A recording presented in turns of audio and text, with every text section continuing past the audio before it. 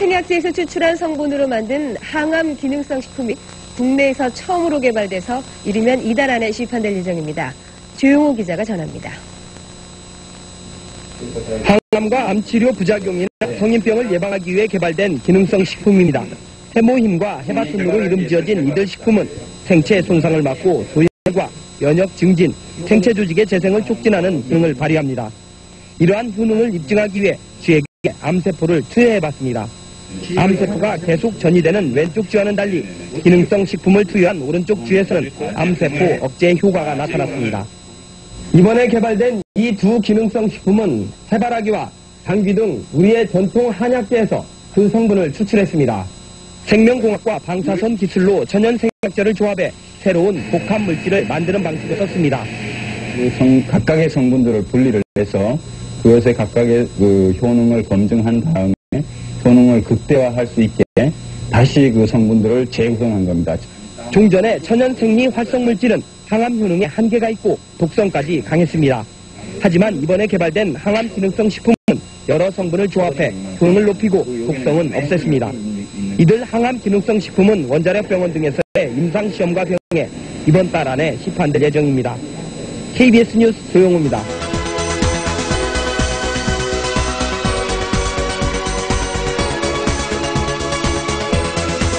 암 환자의 면역력을 탁월하게 높여주는 새로운 생약 복합제가 국내 연구진에 의해 개발됐습니다. 임상시험 결과 백혈구 회복을 높여주고 암치료 부작용도 크게 없애주는 것으로 나타났습니다. 최성원 기자가 소개합니다. 생약을 섞어서 만든 해모임이란 생약 물질입니다. 원자력 연구소는 천연 생약제 30여 종을 집중 분석한 끝에 당귀와 천궁, 백작약 등을 재합성해 이 생약물질을 만들었습니다. 이들 생약제에는 면역을 활성화시키고 조혈장애를 없애는 황산화물이 있는데 연구팀은 이 성분들을 재구성하는 방법으로 면역 증강물질을 개발했습니다. 조다당 물질이 면역 조혈 기능을 증진시키고 황산화 물질은 방사선이나 항암제에 의한 정상 조직 손상을 방지해주기 때문에 원자력 병원에서 임상시험을 한 결과 새 생약물질은 암 환자들의 면역력을 크게 높이는 것으로 나타났습니다. 유방암과 자궁암 환자 각각 12명에게 새 생약물질을 복용시켰더니 모두 회복 속도가 60% 정도 빨라졌습니다. 특히 이 생약 복합제는 암치료에 따른 염증이나 구토 같은 부작용을 크게 줄일 수 있는 것으로 나타났습니다. 암 환자들은 치료를 받으면서 기력이 떨어져 문제가 됐지만 생약 복합제를 복용한 환자의 80%가량이 기력 회복에 큰 도움이 됐다고 답했습니다. 해모임을 먹은 환자들은 전신 무력감이 많이 없어져서 더 약을 요구하는 환자들이 많았습니다. 연구팀은 이 물질에 대한 2, 3차 임상시험을 거쳐 신약 개발에 나설 계획입니다. KBS 뉴스 최성원입니다.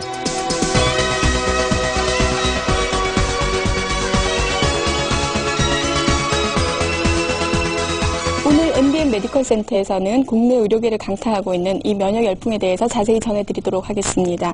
먼저 첫 순서인 암중모색에서 국내 면역 연구의 흐름을 짚어보도록 하겠습니다.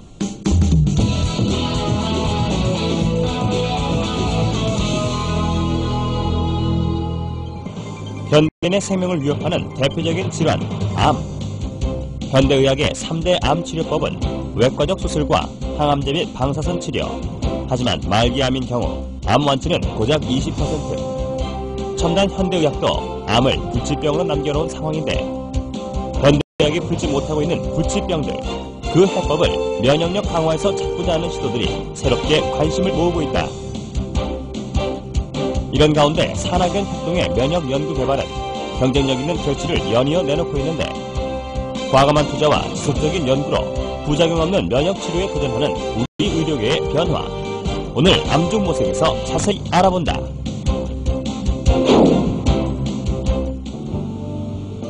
대덕연구단지에 위치한 한국원자력연구소. 국내 유일의 원자력 종합전문연구기관인 이곳에서 새로운 의약품 개발이 활발하게 추진되고 있다. 첨단 기술력을 기본으로 암치료에 대한 과학적인 연구도 진행되고 있는데 방사선 식품생명공학연구팀의 조성기 박사는 이런 연구를 이끌어가는 인물. 암치료 시 나타나는 부작용을 어떻게 방지할 수 있을까? 이런 의문에 대한 해법을 얻기 위해 지난 5년간 수많은 생약제의 성분 분석부터 동물 실험까지 지속적으로 추진해 왔다는데 암을 치료하기 위해서 보통 방사선이나 항암제를 쓰게 되는데 이때 부작용으로는 면역 조혈계 세포가 손상을 입게 되고 또 재생 조직이 손상을 입게 됩니다. 그 예를 들어보면 머리카락이 빠진다든지 혹은 속이 메스껍고 구토가 나고 밥을 잘 못 먹게 된다든지 이런 것들이 그 증상이라고 볼 수 있습니다.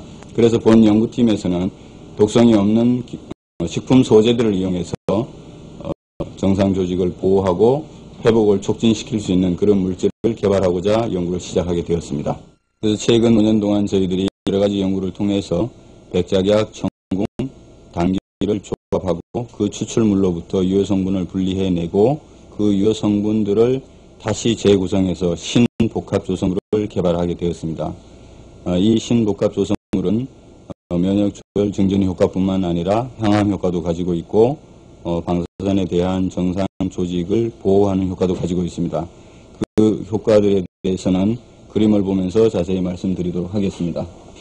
먼저 방사선이 세포에 미치는 효과를 보면은 정상 세포를 방사선 쪼이면 이렇게 그림에서 보시는 바와 같이 세포가 손상을 입어서 DNA가 이렇게 절단되어서 흘러나오는 것을 볼 수가 있습니다.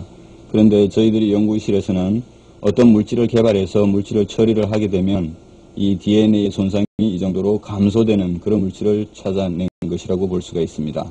여기 그림을 보시면 이것이 소장의 단면도를 나타낸 그림입니다. 그래서 방사선만 쪼이면은 그 재생 조직이 상당히 많이 죽어나가는 것을 볼 수가 있습니다. 그러나 우리가 개발한 제품을 먼저 투여하고 방사선을 쪼이면 상당히 그래도 많이 살아남아 있는 것을 볼 수가 있습니다. 조혈모세포에 대한 그 보호 효과를 검증하기 위해서 저희들이 실험한 결과인데요.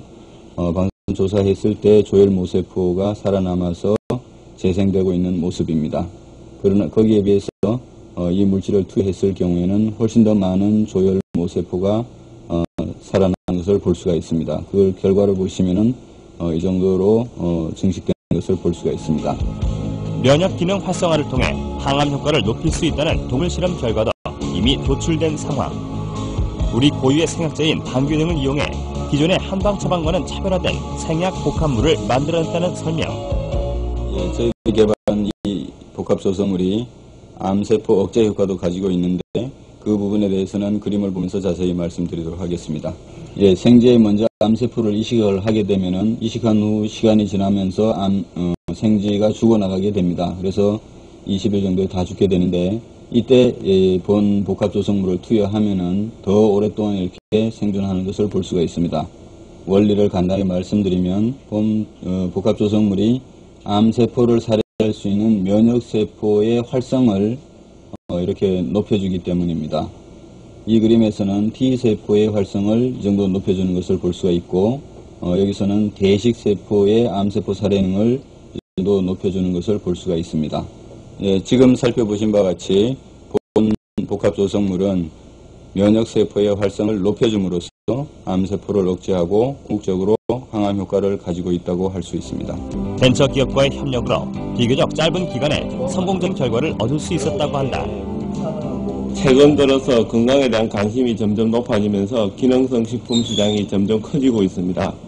지금 우리나라에서는 약 1조 2천억 정도의 시장을 형성하고 있고 전 세계적으로 약 90조 원 정도의 시장을 형성하고 있습니다. 이번 기술을 개발하기 위하여 5년간 수십억 원의 자본을 투자했고 이것을 상품화시키기 위해서 3년간의 준비 기간을 거쳤습니다.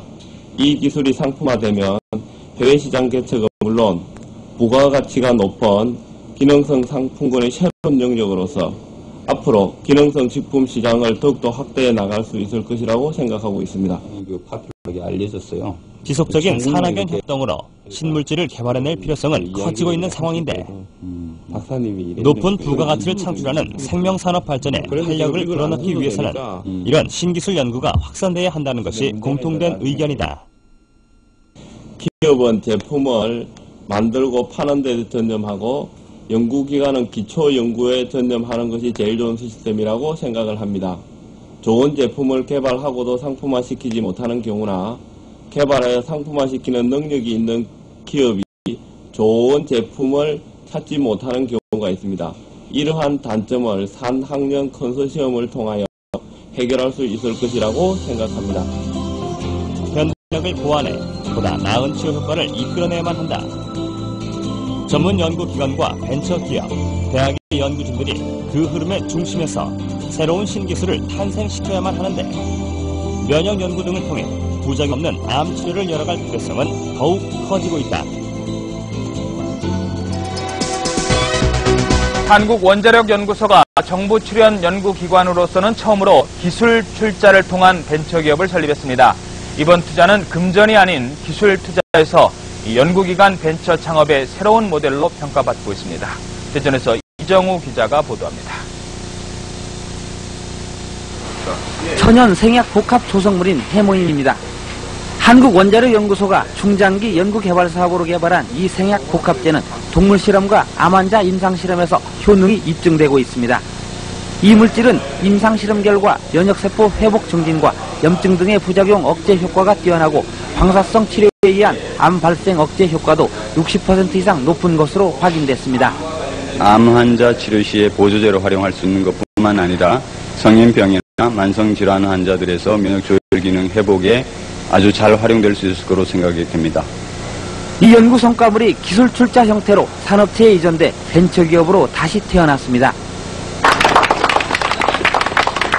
이번 기술 출자는 한국원자력연구소가 직접 벤처기업에 공동으로 참여하는 방식으로 그동안의 단순한 기술 이전과는 다릅니다.